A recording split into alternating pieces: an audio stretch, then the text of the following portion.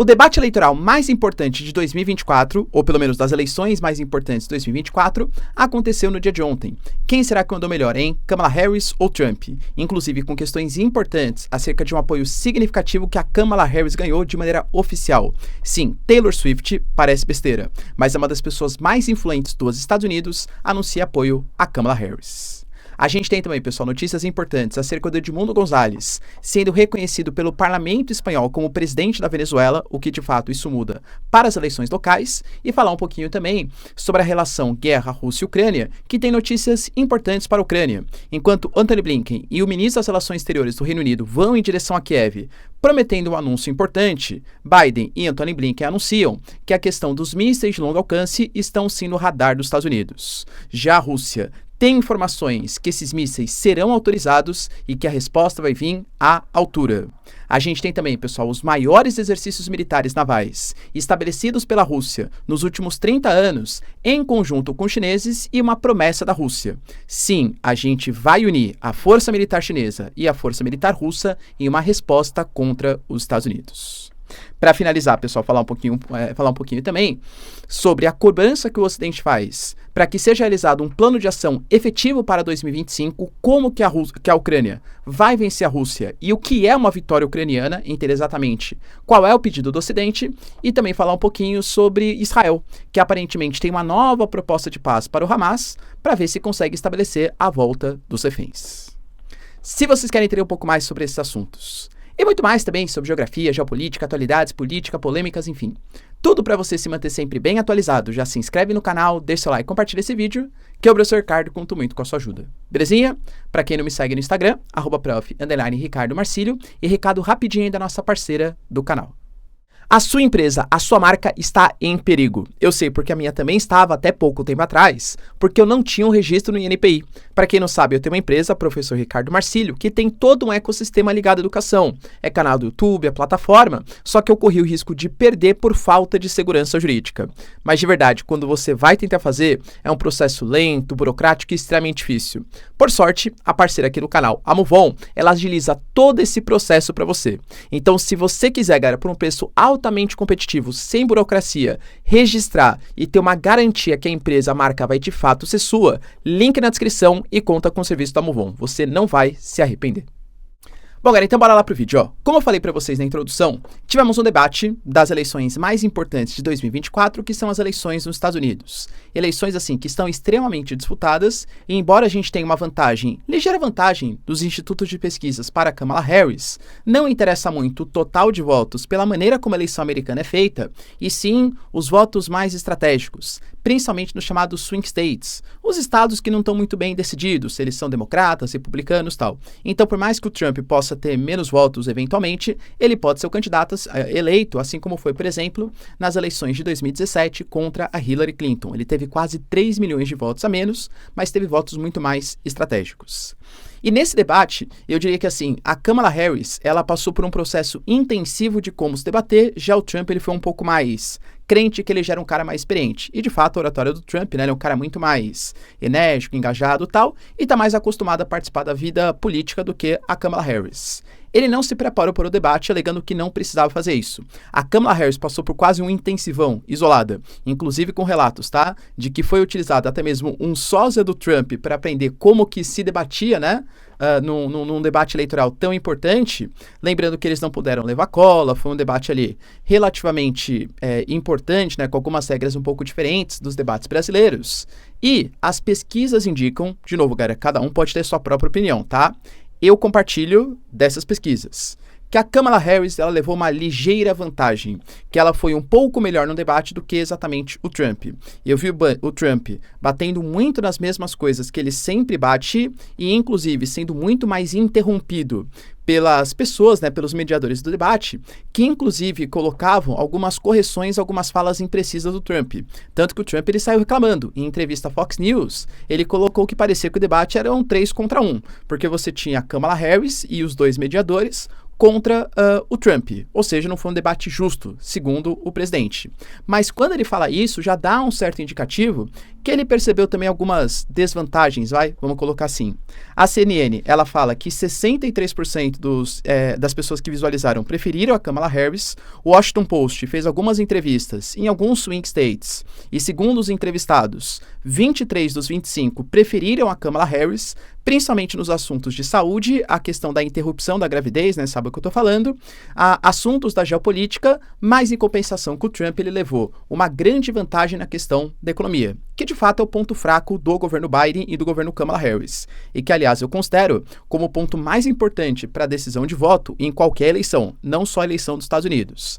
Geralmente, o que os eleitores primeiro consideram é a questão do emprego e a questão do poder de compra, ou seja, o controle da inflação. E digamos que nesse ponto, o governo Biden e Kamala Harris deixou bastante a desejar, também do ponto da imigração. Mas eu acho que o Trump, ele bateu muito nas coisas que já eram faladas e a Kamala Harris conseguiu se sair melhor nas suas explicações. Dentre os pontos mais importantes, a gente teve, por exemplo, uma discussão da questão racial. O Trump, na minha visão, não conseguiu se expressar direito, porque ele já teceu críticas, por exemplo, a questão da Kamala Harris se definir como descendente de indianos, agora não, ela é descendente de negros, enfim. Ele não conseguiu explicar exatamente, né, qual a definição da raça, entre aspas, da Kamala Harris. Em compensação, a Kamala Harris falou, não, a gente não tem que pensar nessa questão, enquanto você tem todo o passado, racismo, enfim, né, não posso falar a palavrinha aqui no YouTube, eu sou uma pessoa que quer unir o povo americano e tal. Acho que ela sai muito melhor nessa questão. Outro ponto também importante é que o Trump ele ficou criticando, falando que não tem por que a Kamala Harris ficar fazendo propostas, já que a Kamala Harris é o Biden. E se ela tem tantas propostas interessantes, por que ela não faz agora, enquanto ela é vice-presidente? Ela deixou claro que ela não é o Biden e que muito menos ela é o Trump, que ela é a Kamala Harris e que ele vai ter que se contentar em debater com uma Kamala Harris mais segura, mais imponente que o governo Biden. Uma crítica, na minha visão, tá? Algumas pessoas podem achar positivo. Eu acho a Kamala Harris muito debochada. Ela dava risinhos irônicos, uma carinha assim de superior, tal. Eu vejo isso com maus olhos. Talvez o eleitor comum não veja dessa maneira, tá? Mas a Kamala Harris, ela teve um posicionamento como se o Trump fosse uma pessoa inferior, que só repetisse as mesmas coisas e tivesse menos dados, sobre a economia, sociedade, enfim, dos Estados Unidos. Outros pontos relevantes, cara, estão ligados, por exemplo, à questão do Trump. Um Trump desestabilizado, pelo menos foi o que a mídia colocou, tá?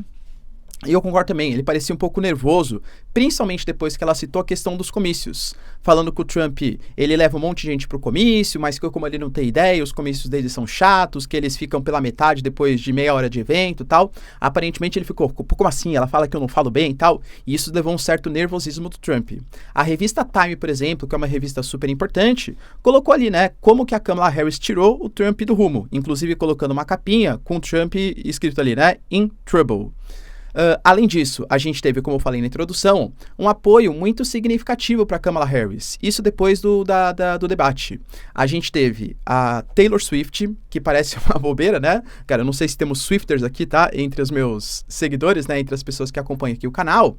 Mas é uma das artistas mais influentes do cenário, não só norte-americano, como do cenário mundial. E ela declarou apoio a Kamala Harris, falando que ela goza ali de princípios que são mais parecidos com seus, de união do país, tudo tal, e inclusive, né, dando uma certa indiretinha, a fala que o J.D. Vance, que é o vice do Trump, declarou no passado, alegando que não teria como a Kamala Harris ser presidente, uma liderança do país, visto que ela é uma solteirona sem filhos, ou seja, uma pessoa que não pode, que não tem filhos, tudo tal, como que pode representar a nação americana. E claro, né, que para um pensamento mais progressista, mais feminista, de independência das mulheres, pensar agora nessas questões, né, fazer críticas, ela não ter filho, é uma coisa muito mais personalista do que exatamente acerca da competência da Kamala Harris. Então isso pode mexer um pouco, né? Se a gente tinha, por exemplo, o governo Biden dando a entender, galera, que a Abigail Disney não ia mais fazer investimentos, que o George Clooney não faria mais investimentos, agora um apoio da Beyoncé, um apoio da Taylor Swift pode virar um jogo principalmente na geração Z, ou seja,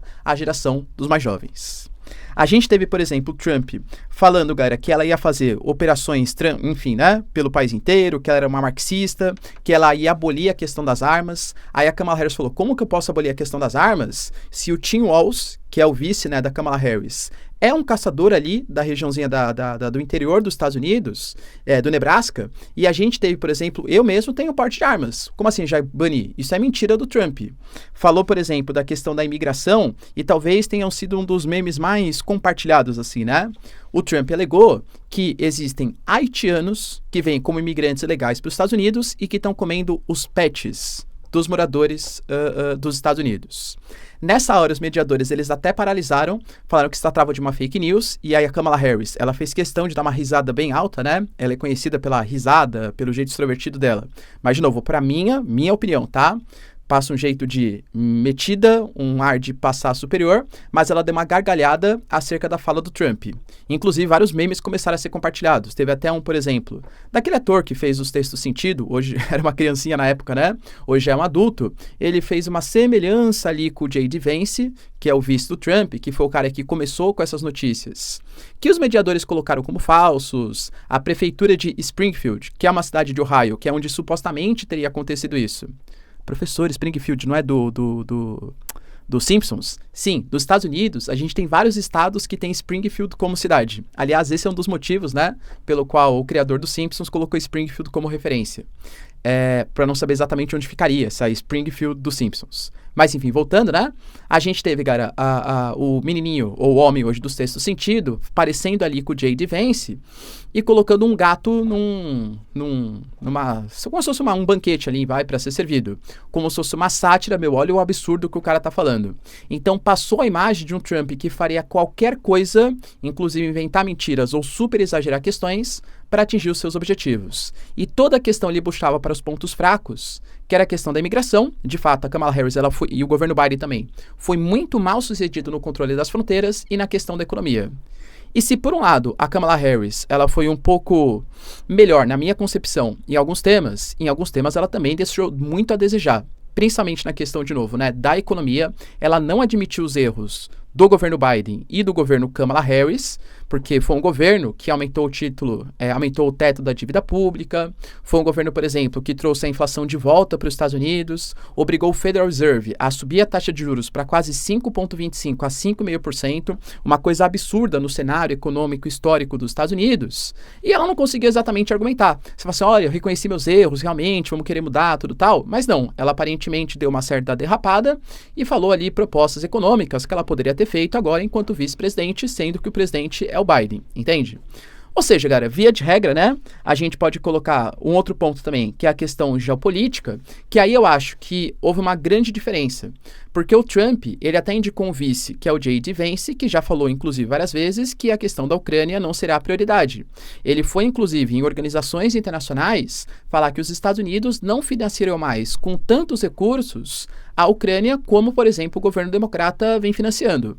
O Trump, ele deixou bem claro que tudo que ele faz, ele não teria, né, se ele fosse o presidente, a guerra começada na Ucrânia, porque ele mantém bom relacionamento tanto com Zelensky como também com Trump, e falou que a Kamala Harris odeia o Estado de Israel e também odeia os árabes. A Kamala Harris, pelo contrário, falou que, na verdade, se ele fosse o presidente dos Estados Unidos, hoje o Putin estaria sentado em Kiev, porque ele não apoiaria a Ucrânia, e deu a entender também que ele seria almoçado pelo Putin.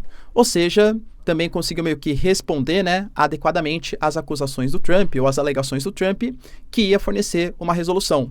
Porque ele fala sobre isso, né? Olha, eu, quando for presidente, 48 horas vou resolver a guerra da Ucrânia. Como? Entende? Então, acho que assim, na minha concepção, tá? De novo, é opinião, não é informação. Na minha concepção, o Trump, ele subestimou muito o debate eleitoral. Talvez achando que a Kamala Harris, porque ela, de fato, né, já teve algumas declarações muito problemáticas, tal, mas parecia uma pessoa treinada, uma pessoa estudada nos dados, nas informações, que sabia exatamente o que ia fazer no debate contra alguém que quis se assegurar num passado de um ótimo argumentador ou de um ótimo comunicador. E você, Gara, acha que quem, de novo, não é quem você prefere, é quem você acha que saiu melhor no debate eleitoral, Trump ou Kamala Harris? Será que isso pode refletir nos votos americanos? Deixa aí nos comentários. A gente teve também, pessoal, notícias importantes do Edmundo Gonzalez, que está exilado na Espanha. A gente fez um vídeo aqui, né, comentando sobre o assunto. E nesse exílio, ele sofreu grandes críticas. E eu citei para vocês que isso ia acontecer. Percebam como você aqui no canal vai sempre ter acesso às informações mais fresquinhas. Como isso poderia, inclusive, minar um pouco a própria credibilidade dele. Porque o Edmundo Gonzalez, estando na Venezuela, ele demonstra que ele vai respeitar o voto que a população deu, que ele, se for preso, pode ser um mártir, por exemplo, para incentivar maiores manifestações no país, mas agora ele está exilado. E aqui, galera, eu não estou condenando as questões pessoais, talvez, né, por questão de saúde, questão familiar, talvez se fosse eu também faria isso, entende? Eu estou analisando do ponto de vista diplomático e geopolítico. Tanto que o Maduro falou com todas as letras que ele foi um dos responsáveis por fazer essa troca, por realizar essa negociação com a Espanha. O Edmundo Gonzalez, ele recebeu do Congresso espanhol a autorização para ser reconhecido como presidente da Venezuela. O Pedro Sánchez, que é o atual chefe de governo do país, alega que o Congresso ter falado não significa que isso de fato vai ser respeitado, mas que pelo menos a gente pode colocar que é um reconhecimento mais importante por parte dos espanhóis. A filha do Edmundo Gonzalez falou muito em nome dele enquanto o Congresso fazia a votação, enquanto ocorriam protestos na Espanha em favor do Edmundo Gonzalez como presidente da Venezuela, e falou ali, galera, que a decisão do dia 28/7, que é o dia das eleições da Venezuela, essa decisão vai ser respeitada. E que em nome do pai dela, ela falava, não desanimem, porque se vocês não desanimarem, eu estarei aqui para vocês. Ou seja, pode deixar que eu vou aqui ser o presidente da Venezuela. Será, pessoal, que de fato isso engaja mais do que o Edmundo Gonzalez na Venezuela? É a questão a se pensar. Enquanto isso, galera, a gente teve notícias importantes, tanto da reunião entre Antony Blinken e também do representante das relações exteriores do Reino Unido, o David Lammy, que eles se reuniram, e eu já tinha anunciado para vocês, como eu falo, informações sempre aqui em primeira mão, que estava mudando um pouco a postura dos Estados Unidos e do Reino Unido, mas principalmente dos Estados Unidos, em relação ao uso de mísseis de longo alcance, principalmente os ataques MS, no território russo, que é um pedido desesperado do Zelensky há tempo. E por que houve essa mudança? Na minha concepção, tá? Isso não foi falado de maneira oficial, mas pelas informações que a gente observa. Primeiro porque há um suposto fornecimento de mísseis iranianos para os russos. A Rússia nega, o Irã nega, embora eles tenham anunciado que eles vão firmar uma parceria militar super importante. O Irã fala que não arma nenhum dos dois lados no conflito, embora a gente já tenha visto os drones Shahed 136 e agora os mísseis FAT-360, que possivelmente vão ser utilizados no campo de batalha. O Irã nega todas essas informações. E, além de tudo, a gente vem tendo consecutivos fracassos da Ucrânia. Por exemplo, o ponto mais estratégico, que é a região de Donetsk, a Rússia constantemente anuncia novas conquistas. Agora, até mesmo a região que foi invadida, a Ucrânia, em Kursk, a Rússia vem anunciando que vem conseguindo progressivamente retomar alguns territórios. Ou seja, a Ucrânia não vem conseguindo dominar o seu próprio território em Donetsk e nem manter a ofensiva em Kursk. Precisamos de um chacoalhão, precisamos de mais coisas, né? De mais... e aí o Zelensky, ele coloca a culpa no Ocidente, que não deixa fazer ataques em grandes profundidades. Pelas declarações do Biden, segundo ele, tá? Estamos trabalhando nesse momento para conceder os mísseis de longo alcance para a Rússia. Não é certeza que isso vai acontecer, mas o trabalho está sendo feito. O Antony Blinken, que está indo em direção, com David Lammy, né, em direção a Kiev, anunciando que vai fazer um grande pronunciamento, também deve estar nesse sentido, ou seja, do fornecimento de mísseis de longo alcance para serem utilizados pelos ucranianos na Rússia. Lembrando que se isso de fato for autorizado, isso muda bastante o cenário geopolítico. Porque os mísseis, eles vão ter a capacidade agora de não só ser drones, por exemplo, que chegaram até Moscou, como foi a chuva de drones ontem na Rússia, sendo que 20 chegaram em direção a Moscou, alguns atingindo até regiões suburbanas e até matando, né, uma moça russa em Moscou. De mísseis, a gente fala da Rússia tendo que organizar toda a sua logística de batalha, fazendo ali, né, munições, equipamentos, a logística, treinamentos, muito mais distante da fronteira Rússia e Ucrânia, porque agora vai ser disponível, por exemplo, para mísseis. Mísseis com as informações do Ocidente, dos Estados Unidos, do Reino Unido, vão ter todo o serviço de inteligência para atacar posições estratégicas militares, com mísseis cedidos pelos Estados Unidos. Ou seja, muda bastante para a Rússia, caso de fato seja autorizado. E segundo as palavras do Peskov, não há mais dúvidas. Essa medida, ela já foi autorizada pelos Estados Unidos e eles estão fazendo só um joguinho midiático. Ou seja, dando algumas informações soltas aqui, com o Antony Blinken, em convite com o David Lammy, fazendo pronunciamento em Kiev, mas que essa medida já foi autorizada e é mais uma linha vermelha que está sendo quebrada ou transpassada ali pelos Estados Unidos. a Rússia anunciou, a gente vai responder adequadamente a mais esse passo largo em direção à guerra. Como que vai ser essa resposta? O Peskov não falou, que é o porta-voz do Putin, mas a resposta vai vir. Se a resposta em relação aos mísseis de longo alcance a gente não sabe como vai acontecer, em relação à parte naval, à parte marítima, à parte do Ásia-Pacífico ali, isso as informações também são bem perigosas, vamos colocar. Eu anunciei para vocês ontem que a Rússia está fazendo nesse momento os maiores exercícios navais desde o final da Guerra Fria. Esses exercícios, eles contam com mais de 400 navios, 90 mil soldados e 120 aviões de combate. Exercícios que estão sendo realizados em conjunto com os chineses. E aí a gente teve um pronunciamento da Maria Zakharova, uma das responsáveis pelas relações exteriores da Rússia, dando a entender que esses exercícios eles são meramente defensivos. Exercícios feitos com os chineses. Mas que existem países, vamos entender aqui quais são esses países, né? Ou país, que está aumentando a retórica agressiva na região da Ásia-Pacífico. E vai ter algum tipo de resposta em relação a isso. Isso dá a entender por quê. Os Estados Unidos, ele anunciou, num passado recente, que ele tinha a intenção de instalar mísseis no território japonês. Só que o Japão está muito próximo da China e, às vezes, a gente até esquece, né, pela posição geográfica, muito próximo da Rússia também. Inclusive, Japão e Rússia têm disputas por ilhas desde o final da Segunda Guerra Mundial. São países que não são grandes amigos, os japoneses e os russos. Ou seja, a instalação de um sistema de mísseis ali, isso colocaria em risco, sim, China e Rússia. Por isso que a Maria Zakharova, ela foi bem clara, e ela deixou claro, pessoal, segundo ela, claro, né, que nós reagiremos às ameaças de mísseis, os mísseis japoneses, né, os Typhoon, mísseis de médio alcance, e a nossa reação está longe de ser apenas política. A China também se posiciona dessa maneira. A nossa diplomacia, deixando bem claro, não é contra outros países. É uma diplomacia apenas defensiva. Ou seja, as ações militares são defensivas. Mas se a Rússia e a China se sentem ameaçadas pela instalação de mísseis no Japão, eles podem fazer alguma resposta que não vai ser somente diplomática, dando a entender que vai ser uma resposta também militar. Ou seja, coisa está complicando. As ameaças estão subindo de tom. Dos russos, dos chineses e, claro, também as medidas do Ocidente. Além disso, segundo o The Wall Street Journal, a gente teve uma cobrança do Ocidente, uma cobrança em relação à Ucrânia. Basicamente, está difícil, eu, país ocidental, Estados Unidos, Reino Unido, tudo tal, convencer a minha população e os setores da oposição que é importante a gente fazer algum tipo de vitória na Ucrânia. Aliás, continuar financiando os ucranianos para a vitória, porque aparentemente a vitória não vai vir. Então, segundo o The Wall Street Journal, o Ocidente pediu para que o Zelensky formule um plano de paz que seja factível para 2025, até para que seja possível justificar os gastos militares. Só que dentro dessa nova proposta factível está uma organização militar que até agora a Ucrânia não apresentou, segundo o Ocidente, segundo o The Wall Street Journal, e uma proposta de uma vitória factível. O que seria isso? Aparentemente, Estados Unidos, União Europeia, os países ocidentais consideram que reconquistar toda a Ucrânia não seria mais factível.